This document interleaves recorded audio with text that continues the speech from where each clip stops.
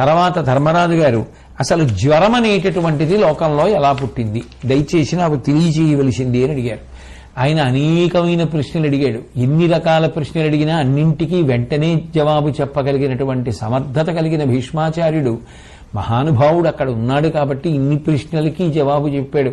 అంతటి మహాజ్ఞాని కాబట్టే శరీరం విడిచిపెడితే చెప్పేవాడెవరో అంపశయ్య మీద ఉండగా నేర్చుకోమని ఆ శ్రీకృష్ణ పరమాత్మ ధర్మరాజు గారిని తీసుకెళ్లడం జరిగింది. కాబట్టి ఒకానొకప్పుడు దక్షయజ్ఞాన్నంతటినీ కూడా శంకరుడు ధ్వంసం చేశాడు. ఆ దక్షయజ్ఞ ధ్వంసం చేస్తున్నటువంటి సమయంలో చెమట పట్టి ఆయన యొక్క ఆ నుదిటి నుండి ఒక నీటి చుక్క, చెమట చుక్క భూమి మీద పడింది. వెంటనే అందులోంచి పెద్ద పెద్ద మంటలు వచ్చాయి. ఆ పురుషుడు ఎర్రటి నేత్రాలు, నల్లటి రూపు, ఊర్ధ్వముఖమైనటువంటి వెంట్రుకలతోటి ఒక పురుషుడు ఆ మంటలలోంచి జన్మించాడు. ఆ పురుషుడికి బ్రహ్మదేవుడు జ్వరము అని పేరు పెట్టాడు.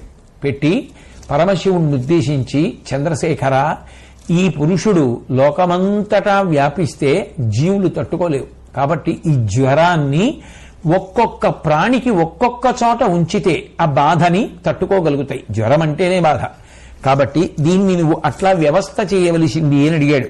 అడిగితే అప్పుడు ఆ జ్వరాన్ని పరమేశ్వరుడు నానా రూపములుగా విభాగం చేశాడు. కాబట్టి ఆ విభాగం చేసినప్పుడు ఏనుగులకు తలనొప్పిగా మారింది, అట్లాగే పాములకు కుబుసంగా మారింది, గోవులకు గిట్టలలో నిప్పిగా మారింది, లేళ్లకు తమ రూపు తాము చూసుకోవడానికి ప్రతిబంధకంగా మారింది, గుర్రాలకు పక్క భాగంలో నీరసపడేటటువంటి లక్షణంగా మారింది, నెమళ్లకు ఈకలు ఊడిపోవడం అనేటటువంటి లక్షణంగా మారింది, కోకిలలకు కంటి సంబంధమైన వ్యాధిగా మారింది, చిలుకలకు వెక్కిళ్ళొచ్చే విధానంగా మారింది, మేకలకి మనోభ్రాంతి అయింది, పులులకు శ్రమ అన్న లక్షణంగా మారింది.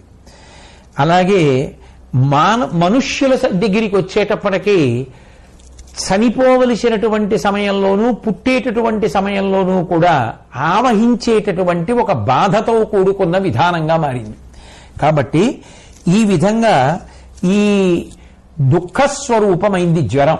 జ్వరం అంటేనే దుఃఖ కారణం. అటువంటి దుఃఖస్వరూపమై అది ఈ భూమి ఏకరూపంలో ఉంటే భరించలేదని అన్ని ప్రాణులలో ఒక్కొక్క విధానంగా మారి ఆవహించింది. అయితే చిత్రమైన విషయం ఏమిటంటే, ఈ జ్వరం గురించి ఎవరన్నా తెలుసుకునే ప్రయత్నం చేసినా, ఈ జ్వరం వెనక ఉన్నటువంటి కథని చదివినా, విన్నా, వినిపించినా అటువంటి వాడు ఆరోగ్యాన్ని పొంది తేజస్సుని, చిత్తశుద్ధిని పొంది కోర్కెలు తీరి పాపములను పోగొట్టుకుంటాడని భీష్ముడు చెప్పిన ఫలశ్రుతి. చాగంటి కోటేశ్వరరావు చెప్పింది కాదు.